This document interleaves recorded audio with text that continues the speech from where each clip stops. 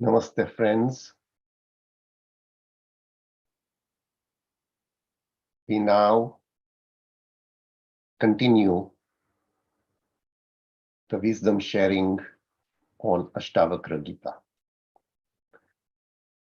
2 weeks ago, in chapter 1, part 2, we looked at Janak, a king.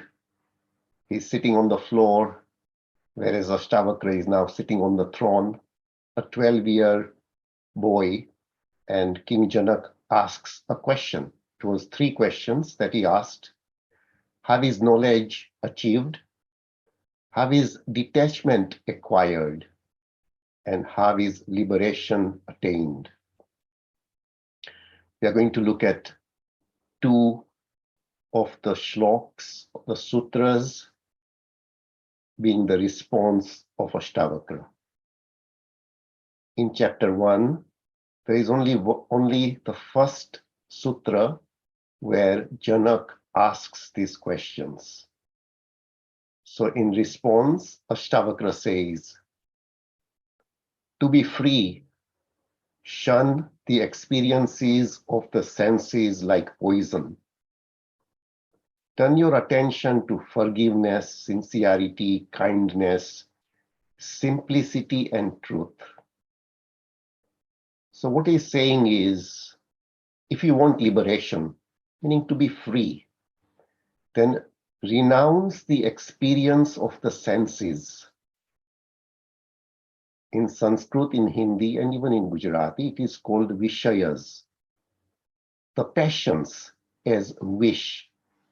The word wish means poison. The word vishaya is very meaningful. It is derived from wish, poison.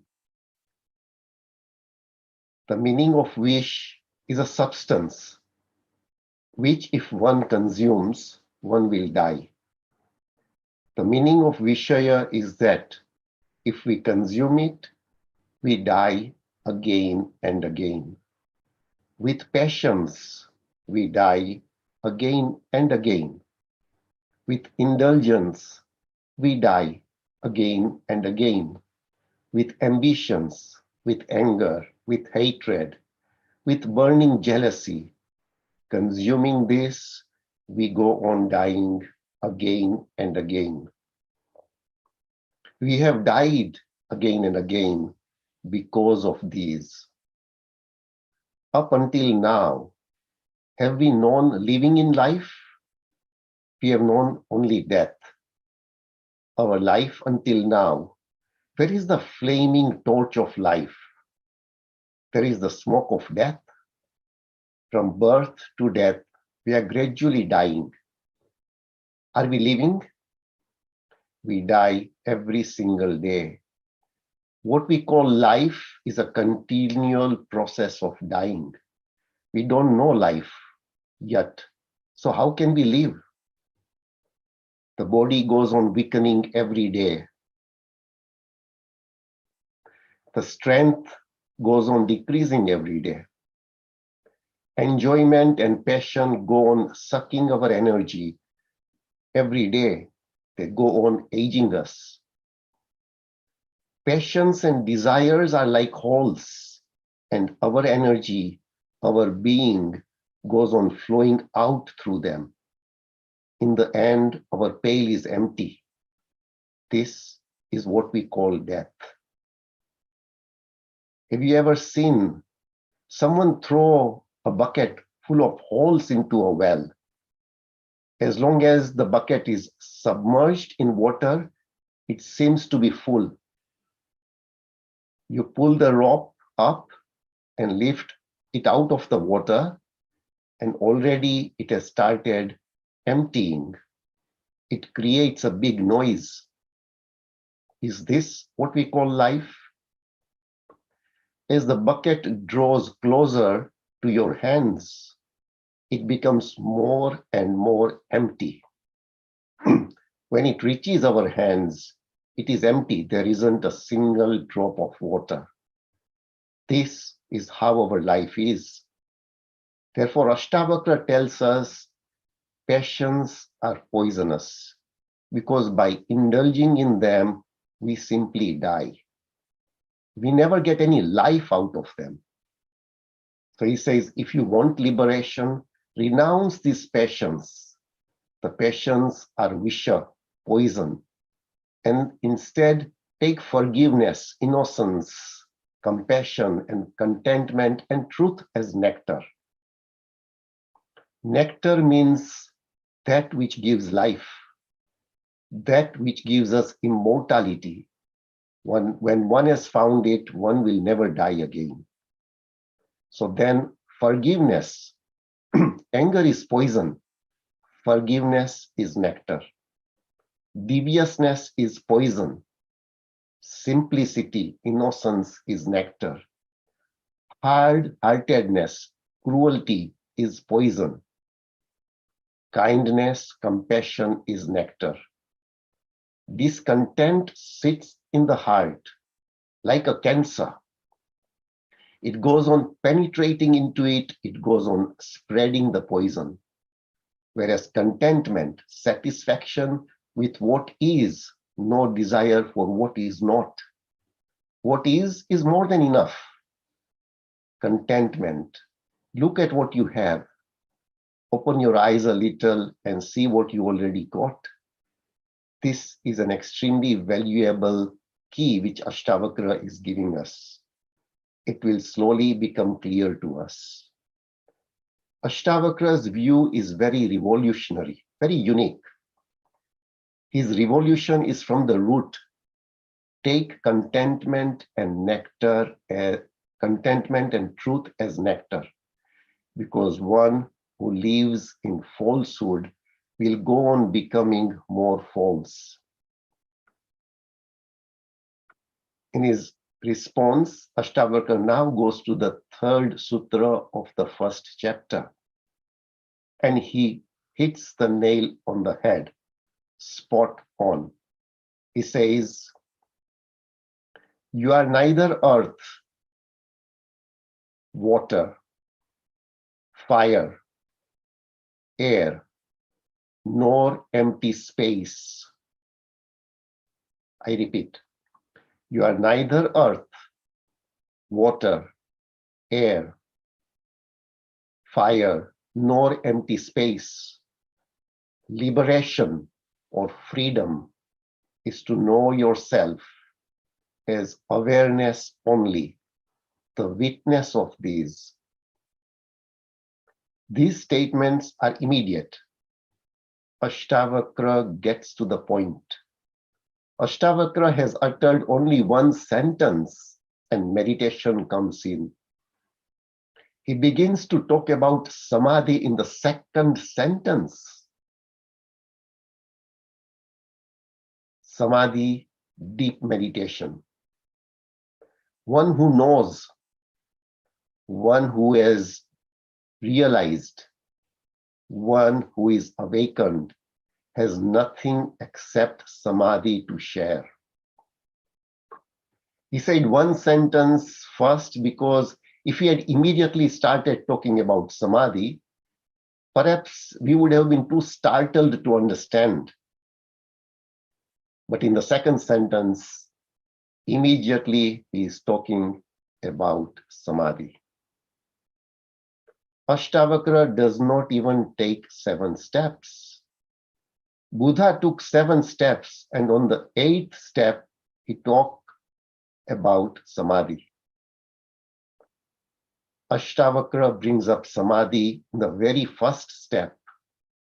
He says, you are neither earth, nor air, nor fire, nor water, nor ether.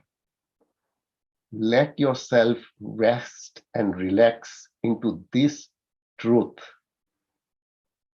He says, if you want liberation, if you want freedom, know yourself as the witness, as consciousness of all these things. The witness is the key. There is no valuable key than this. He says, be the observer. Whatever happens, let it happen. There is no need to interfere with it. The body is composed of earth, air, fire, water, and ether. You are the lamp within by which all these earth, air, fire, water, and ether are illuminated. You are the observer. We need to marinate in this. We need to go deeply into this. Know yourself as the witness. This is the most important sutra in existence. Be a witness.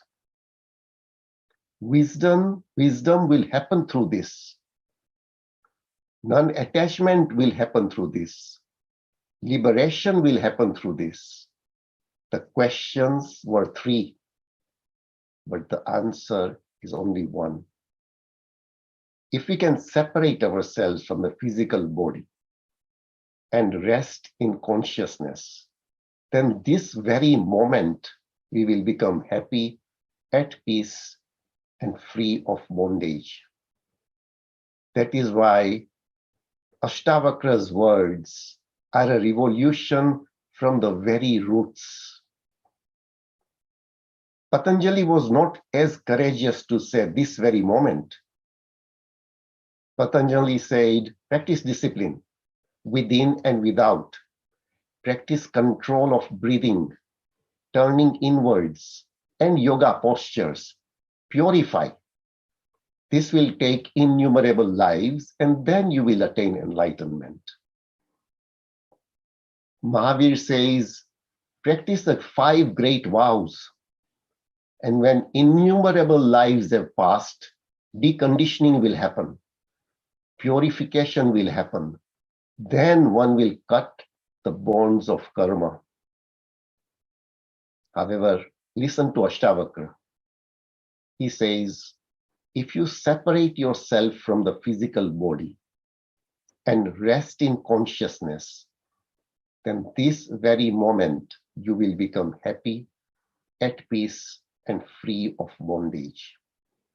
Right here, right now, this very moment. If you can separate yourself from the physical body and rest in consciousness, you begin to see the fact that I'm not the body. Therefore, I'm not the doer or the enjoyer. I'm the one hidden within me who sees all.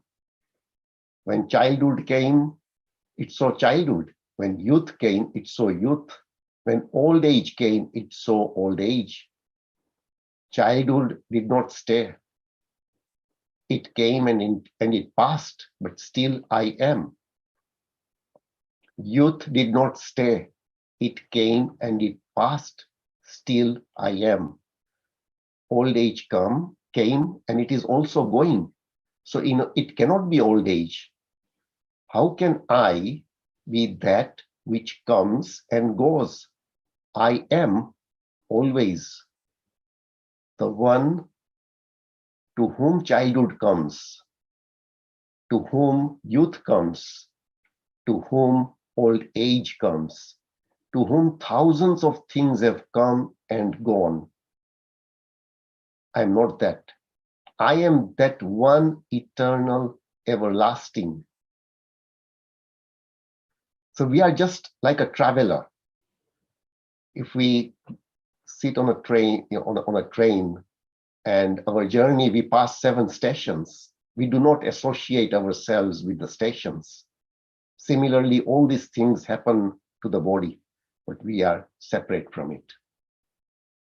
So Ashtavakra's sutra is rest, relax, be a witness. He says there is nothing to do. This truth is quite difficult to digest. But his sutra is simple. He says, just be a witness. There is nothing to do. All of us are itching to do something, and that itch needs to be satisfied. if it itches, what to do? So we will do a lot of other sadhanas because it's the itch. We feel that without doing something, nothing can be achieved. Even when we meditate, if we are not being a witness, we feel that we are doing something, and by that doing something, we will achieve something. However, Ashtavakra says the ultimate meaning of meditation is rest, rest in consciousness. He who lets his consciousness stop in relaxation, he who rests only in being, there is nothing to do. Because, he explains, there is nothing to do because you already have what you are seeking. Because you've never lost what you are seeking. It is not possible to lose it because it is your very nature. All the Upanishads say you are Brahma. You do not have to become anything. Mansoor, a Sufi saint, used to say, Anal haq lagata ja. He was a Muslim Sufi, yet when he had his realization, he became enlightened. The words he used was Anal haq. I am God. I am the truth. Unfortunately, he was obviously killed as he said these words, but his realization through the Bhakti Marg was the same. So what place are you seeking? Where are you running to in search of yourself? Where are you running? We need to stop. We need to relax. Godliness is not attained by running because it is hidden inside the runner. Godliness is not attained by doing anything because it is hidden in the doer. To experience godliness, Ashtavakra says, nothing needs to be done. You are that. Hence, Ashtavakra tells us, rest in consciousness, relax, let yourself unwind, let go of this tension. Where are you going? There is nowhere to go. There is nowhere to reach. Ashtavakra says, rest in consciousness, then right now, this very moment, you will become happy, at peace, and free of bondage. This statement is very unique. There is no other scripture comparable to Ashtavakra Gita. Thank you, friends.